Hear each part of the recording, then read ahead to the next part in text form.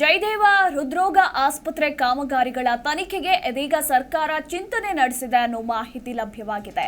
ಕಳೆದ 10 ವರ್ಷಗಳ ಅವಧಿಯ ಕಾಮಗಾರಿಗಳ ತನಿಖೆಗೆ ಸರ್ಕಾರ ಪ್ಲಾನ್ ಮಾಡಿದೆ ಅನ್ನೋ ಮಾಹಿತಿ ಸಿಕ್ಕಿರುವಂತದ್ದು. ಬೆಂಗಳೂರು ಸೇರಿದಂತೆ ಹುಬ್ಬಳ್ಳಿ, ಕಲಬುರಗಿ ಕಾಮಗಾರಿಗಳ ಪರಿಶೀಲನೆಗೂ ಕೂಡ ಪ್ಲಾನ್ಗಳು ನಡೀತಾ ಇದೆ. ಇನ್ನು ದಿಢೀರಂತ ಈಗ್ಯಾಕೆ ಪರಿಶೀಲನೆ ಅಂದ್ರೆ ಕಾಮಗಾರಿಗಳ ಕುರಿತು ಸಾಕಷ್ಟು ದೂರುಗಳು ಸಲ್ಲಿಕೆಯಾಗಿದೆ. ಸೊ ಈ ಹಿನ್ನೆಲೆಯಲ್ಲಿ ಕಾಮಗಾರಿಗಳ ತನಿಖೆಗೆ ಸರ್ಕಾರ ಚಿಂತನೆ ನಡೆಸಿದೆ ಅಂತ ಹೇಳಲಾಗ್ತಿರುವಂಥದ್ದು. ಕಾಮಗಾರಿಗಳ ಪರಿಶೀಲನೆ ಹಾಗೆ ತನಿಖೆಗೆ ಒಪ್ಪಿಸಲು ಸರ್ಕಾರದ ಮಟ್ಟದಲ್ಲಿ ಗಂಭೀರವಾದಂತಹ ಚರ್ಚೆ ನಡೀತಾ ಇದೆ.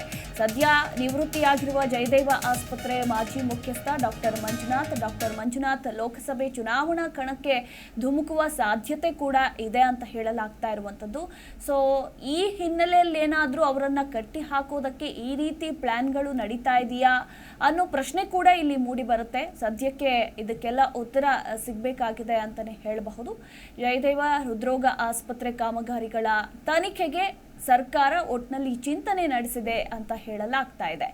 ಕಳೆದ 10 ವರ್ಷಗಳ ಅವಧಿಯ ಕಾಮಗಾರಿಗಳ ತನಿಖೆಗೆ ಸರ್ಕಾರ ಚಿಂತನೆ ನಡೆಸಿದೆಯಂತೆ.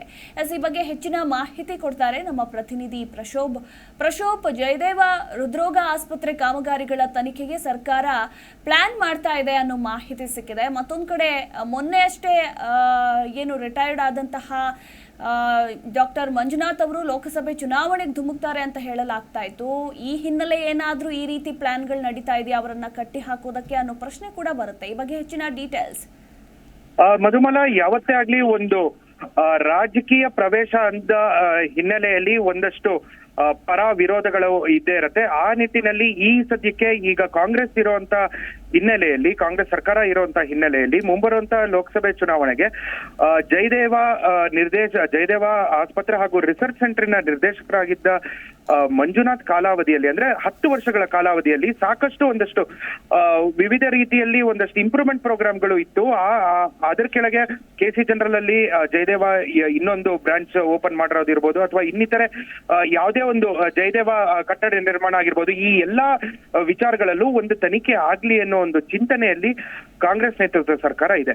ಮುಖ್ಯವಾಗಿ ಹೇಳೋದಾದ್ರೆ ಅವ್ರಿಗೆ ಯಾವ ಕ್ಷೇತ್ರ ಕೊಡ್ತಾರೆ ಇವೆಲ್ಲ ಸೆಕೆಂಡ್ ಇಶ್ಯೂ ಆಗಿರೋದು. ಆದ್ರೆ ಈ ಒಂದು ಸ್ಟಾರ್ಟಿಂಗ್ ಅಲ್ಲೇ ಅವ್ರಿಗೆ ಇರುವಂತ ಒಂದು ಪಾಪ್ಯುಲಾರಿಟಿ ಅಥವಾ ಒಂದು ಜನರ ಬೆಂಬಲ ಏನಿದೆ, ಇದಕ್ಕೆ ಏನಾದ್ರೂ ಮಾಡಿ ಒಂದು ಕಟ್ಟ ಹಾಕೋಕೆ ಒಂದಷ್ಟು ಚಿಂತನೆಗಳನ್ನ ಕಾಂಗ್ರೆಸ್ ಸರ್ಕಾರ ನಡೆಸ್ತಾ ಇದೆ. ಆ ನಿಟ್ಟಿನಲ್ಲಿ ಈಗ ಒಂದಷ್ಟು ಇಂಟರ್ನಲ್ ಎನ್ಕ್ವೈರಿ ಮಾಡಬಹುದಾ ಅನ್ನೋ ಒಂದು ಚಿಂತನೆ ಈಗ ಕಾಂಗ್ರೆಸ್ ಸರ್ಕಾರದಲ್ಲಿದೆ.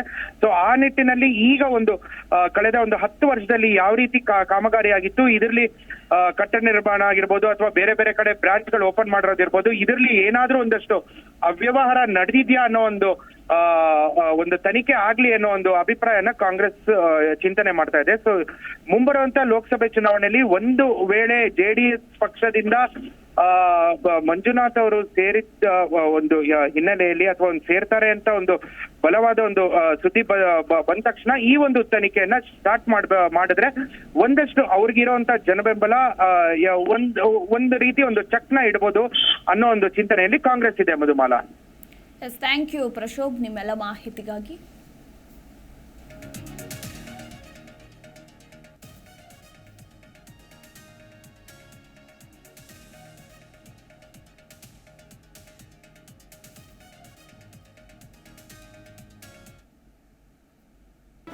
ಜಿ ಕನ್ನಡ ನ್ಯೂಸ್ ಈಗ ನಿಮ್ಮ ಮನೆಯಲ್ಲೇ ನೋಡಿ. ಎಲ್ಲ ಕೇಬಲ್ಗಳಲ್ಲಿ ಈಗ ಲಭ್ಯ.